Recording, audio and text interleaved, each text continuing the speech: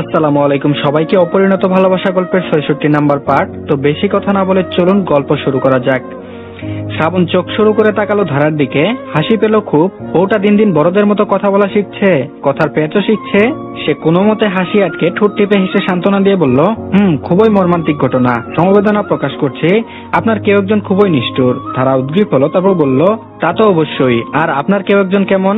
শ্রাবণ নাক মুখ কুচকে বলল, মন্দ নয়। সে শুভ্র নির্মল নিষ্পাপ ফুলের মতো, নীল আকাশের মেঘের মতো, ডানা মেলে উঠতে থাকা পায়রার মতো, পদ্ম ভরা নদীর মতো, সাদা গোলাপের মতো। সর্বোপরি আমার কেউ একজন ভীষণ সুন্দর, ভীষণ আদুরে। ঘুর লাগা দৃষ্টি নিয়ে তাকিয়েছিল ধারা। পুরোটা সময় হতবাক হয়ে শুনল শ্রাবণের কথাগুলো কি ধারার উদ্দেশ্যে ছিল না? এগুলো দিয়ে কি ভালোবাসাটা প্রকাশ করেনি শ্রাবণ?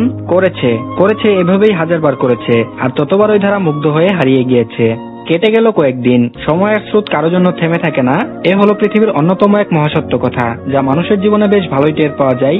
শ্রাবণ এখন বুঝতে পারে না কিভাবে ধারার সাথে কাটানো দিনগুলো এত সুন্দর করে কেটে যায়, কেন সময় এত দ্রুত এগোচ্ছে। আজ অফিস থেকে আসার পথে শ্রাবণ উপলব্ধি করতে পারলো যে ধারার সাথে কাটানো প্রত্যেকটা মুহূর্তই তার খুব প্রিয়।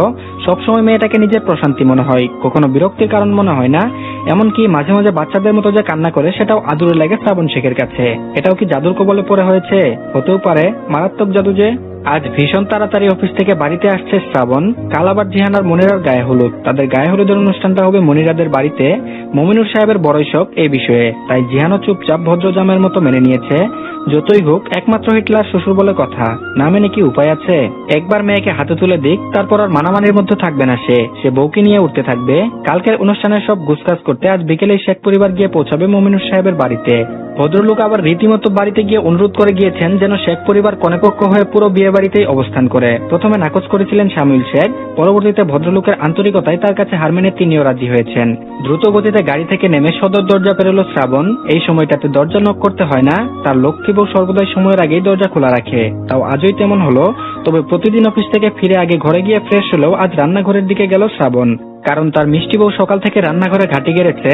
এর এক বিরাট কারণ হলো সালমা বেগম ইতিমধ্যে মহিলা সমাজ নিয়ে মনিরাদের বাড়িতে চলে গিয়েছেন। যাওয়ার সময় ইকরাকেও সঙ্গে নিয়েছে। মনিরাও জোর জবরদস্তি করে নিয়ে গিয়েছে তাদেরকে। আর শামিল শেখ গিয়েছেন শাহেদ শেখের অফিসে কোনো এক কাজে। ফলস্বরূপ এই বাড়িতে আজ একা শ্রাবণ আর ধারা, এবং রান্নার কাজও ধারাকে করতে হচ্ছে। যদিও সে এটা বেশ ভালোই উপভোগ করে। এই কিচেন রুমে রান্না করতে ধারার মোটেই কষ্ট হয় না। অথচ তা তো শ্রাবণ শেখ শুনে না। তার ভাষ্যমতো বউ কেন রান্না করবে? বউর কাজ হলো স্বামীর সেবা যত্ন করা, আর তা করলেই খুশি শ্রাবণ শেখ। শ্রাবণ ল্যাপটপে ব্যাগটা ছুঁড়ে ফেলে সোজাসুজি ঢুকে গেল কিচেনে। এক মনোমুগ্ধকর দৃশ্যের সাক্ষী হলো মুহূর্তেই। 3 পিসের ওড়না পেঁচিয়ে কোমরে বেঁধে চুলে খোপা করে জোর কদমে রান্না করছে ধারা। একটু একটু ঘেমে গেছে, ক্লান্তি স্পষ্ট। তবুও কি স্নিগ্ধ মনোরম মন নিয়ে রান্নায় মত্ত মেয়েটা। এতটাই মনোযোগী যে শ্রাবণের উপস্থিতি টের পেল না। কেন যেন দৃশ্যটা বেশ আকর্ষণ করলো শ্রাবণ শেখকে। মনোমুগ্ধের মতো এগিয়ে গেল সে। ধীরে পেছন থেকে জড়িয়ে ধরলো ধারাকে। প্রথমে আটকে উঠলো ধারা, কিন্তু পরক্ষণেই বুঝতে পারলো আগন্তুকের পরিচয়। তাই মিয়ে গেল খানিকটা। তারপর বলল, হুট করে এভাবে কেউ ধরে? ভয় পেয়ে গিয়েছিলাম তো। কখন আসলেন? শ্রাবণ থুতনি ঠেকিয়ে দিল ধারার কাঁধে। টুট চেপে মায়া ভরা কণ্ঠে বলল, মাত্র এসেছি। তোমার খুব কষ্ট হচ্ছে তাই না? ধারা তাৎক্ষণিক মাথা নেড়ে বলল, মোটেও না। আমি কি সবসময় রান্না করি নাকি? মা তো করতেই দেয় না, অথচ এখানে রান্না করতে আমার ভালোই লাগে। সবকিছু কি সুন্দর গোছানো। ওভেন, ম্যাজিক চুলা, গ্যাসের চুলা, Blender, cutting board, fry pan, pressure cooker, rice cooker, আরো কত কি রান্নার জিনিসপত্র আছে। এসব দিয়ে তো খুব সহজেই রান্না করা যায়। শ্রাবণ হেসে চোখ বড় বড় করে তাকালো, তারপর বলল, আসলেই তাই নাকি? বাহ বাহ, নামও মুখস্থ করে ফেলেছো দেখছি। ধারা হেসে বলল, অবশ্যই। আপনি তো জানেন না, গ্রামে অনেক কষ্ট হয় রান্না করতে। এত কিছু তো নেই সেখানে।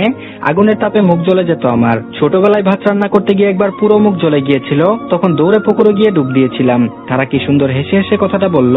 অথচ শ্রাবণ তাকিয়ে রইল অবাক হয়ে। আসলেই কাকে কি বলছিল সে? ধারার কষ্ট হবে কেন? যেই মেয়ে ছোট থেকে কষ্ট পেতে পেতে সুখের সঙ্গে ভুলে গিয়েছে, সেই মেয়ে আবার কিসের কষ্ট পাবে? এসব তো তার কাছে কোনো ব্যাপারই না। বুকটা আবারও মোচড় দিল শ্রাবণের। ধারার কোমরে রাখা হাত দুটো আরো দৃঢ় করে জড়িয়ে ধরলো পেছন থেকে। চুমু খেলো গালে, আদর দিল সেখানটাই। বলল, তুমি আমায় গ্রামের ওসব কথা বলবে না ধারা। আমি তোমার ওই কালো অধ্যায়ের কাহিনী শুনতে মোটেই চাই না। সহ্য করতে পারি না আমি, কষ্ট হয় ভীষণ। মন চায় যদি পারতাম, যদি অতীতে গিয়ে কিছু একটা করতে পারতাম, তোমার এত কষ্ট হতো না, কিন্তু এটা তো অসম্ভব। ভাগ্য তো পরিবর্তন করতে পারি না আমরা, অথচ অনেক যন্ত্রণার হয়। তারা হেসে ফেললো, মুখ ভরে হাসলো, তারপর মিষ্টি স্বরে বলল, আচ্ছা আর বলবো না। শ্রাবণ দীর্ঘশ্বাস ফেলে ধারার ঘাড়ে মুখ গুজে দিল, চুলের ঘ্রাণ নেওয়ার প্রয়াস, ক্লান্তি কাটানোর আকাঙ্ক্ষা। তারা এবার কুকড়ে গেল, একটু সরার চেষ্টা করে তড়িঘড়ি করে বলল, আহা আমার কাছে আসবেন না, ঘেমে গেছি তো। শ্রাবণ ভ্রু কুচকলো, তারপর বলল, তো কি হয়েছে? বিরক্ত হয়ে গেল ধারা, কড়াইটা একটু ঘুরিয়ে আরেকবার চামচ দিয়ে নাড়তে নাড়তে বলল, কি হয়েছে মানে? ঘেমে গেছি, নোংরা হয়ে আছি তো। এই অবস্থায় ছুবেন কেন? কোমর থেকে হাত সরান, জামায় মশলা লেগেছে। শ্রাবণ চরম বিরক্ত হলো, জগতের সব রাগ এক করে ঢেলে দিল বইয়ের উপর। ধমক দিয়ে বলল, সবসময় বেশি বেশি করো কেন তুমি? চুপচাপ দাঁড়িয়ে থাকো, আরেকবার নড়লে কানের নিচে মারবো দুটো, বেয়াদব। আমি আমার বউকে যখন খুশি, যেখানে খুশি, যেভাবে খুশি জড়িয়ে ধরবো, তোমার তাতে কি? ধারা মিলিয়ে গেল, আজব তো, এই না মিষ্টি করে কি সুন্দর সুন্দর কথা বলছিল, সেকেন্ডের মধ্যে রূপ বদলে ফেললো। মনে মনে ভ্যাংসি কাটলো ধারা। শ্রাবণ আবারও আগের মতো জড়িয়ে ধরলো। ধারা আসলেই রান্না করতে থাকলো। ফট করে জিজ্ঞেস করলো, সদর দরজা লাগিয়ে দিয়েছেন? শ্রাবণ ক্লান্ত কণ্ঠে বলল, কথা বলতে ইচ্ছুক না সে, কারণ শ্রাবণ তো ঘাড়ে মুখ গুজে দিয়ে চোখ বন্ধ করে ক্লান্তি কাটানোর চেষ্টায় মত্ত। ধারা আবারও জিজ্ঞেস করলো, অফিস ভালো হয়েছে? শ্রাবণ বলল, ধারা বলল, আপনার কি ঘুম পাচ্ছে? শ্রাবণ বলল, ঠোঁট কামড়ে কিছু একটা ভেবে ধারা আবারও প্রশ্ন করলো, গোসল করবেন না এখন? বিকেলে যেতে হবে তো। শ্রাবণ এবার মুখ তুলে ঘুম ঘুম চোখে তাকালো ধারার দিকে, নাক মুখ কুচকে ধমক দিল, তারপর বলল, একটা সেকেন্ড চুপচাপ থাকতে পারো না তুমি? একটু শান্তিতে ছিলাম, তখন থেকে বকবক করেই যাচ্ছ।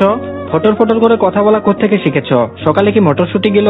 ধারা ঠোঁট উল্টে মিনমিন করে বলল, আমি তো শুধু জিজ্ঞেস করছিলাম। শ্রাবণ চসূচক শব্দ করে এবার ধারার থেকেই সরে এলো, রান্নাঘর থেকে বেরিয়ে যেতে যেতে বলল, ধুর আর থাকবোই না এখানে, গোসল করতে গেলাম, বলেই চলে গেল ঘরে। শ্রাবণ চলে যেতে ঠিক করে হেসে ফেললো ধারা। ভীষণ দুষ্ট হয়েছে সে, ইচ্ছে করে এভাবে অযৌক্তিক কথা বলে শ্রাবণকে জ্বালিয়েছে, যেন নিজে থেকে এখান থেকে চলে যায়। ধারা মনে মনে বলল, পরিকল্পনা তাহলে সফল। আর এদিকে মনিরাদের বাড়িতে এসে ইকরা অবশেষে একটু মন ভালো করতে পেরেছে। মনিরার সাথে ভাব জমেছে বেশ, দুজনে অনেকক্ষণ ধরে গল্প করেছে, তারা একসাথে জামা কাপড় গুছিয়েছে, রান্না করেছে। দুপুরের খাবারের পর মনিরা বারান্দায় বসে জিহানের সাথে ফোনালাপে ব্যস্ত ছিল, তখন ইকরাও বারান্দায় এসে বসলো। মনিরা হেসে জিহানের সাথে কথা শেষ করে ফোন রেখে জিজ্ঞেস করলো ইকরাকে, হলুদ শাড়ি কিনেছো তো? ইকরা হেসে একটু কাচুমাচু স্বরে বলল, হ্যাঁ তা তো কিনেছি, কিন্তু আমার তো তেমন চুরি নেই। মনিরা হাত নেড়ে বলল, আরে চিল, আমার কাছে তো আছে, হয়ে যাবে কোনো একটা ব্যবস্থা। ইকরা কৃতজ্ঞতার সহিত হেসে বারান্দা দিয়ে বাইরে তাকালো। আকাশটা দেখতে দেখতে হুট করে চোখ আটকালো বারান্দায় ঝুলানো একটা ফুলের টব। সেখানে ছোট্ট দুটো ফুল ফুটে আছে। জিনিসটাই অবাক হলো ইকরা, কারণ দুটো ফুল অপরিচিত, আগে কখনো এই ফুল দেখেনি সে। সাদা রঙের ছোট্ট ফুল দুটো টানলো ইকরাকে। সে মুগ্ধ হয়ে জিজ্ঞেস করলো, এটা কি ফুল মনিরা, কোথা থেকে এনেছো? মনিরা তাকিয়ে দেখলো ফুল দুটো, আলতো করে হেসে বলল, আনিনি, জিহান গিফট করেছে। ইকরা ভ্রু কুচকালো, তারপর বলল, এমন ফুল তো আগে দেখেনি কখনো, দেশীয় তো মনে হয় না।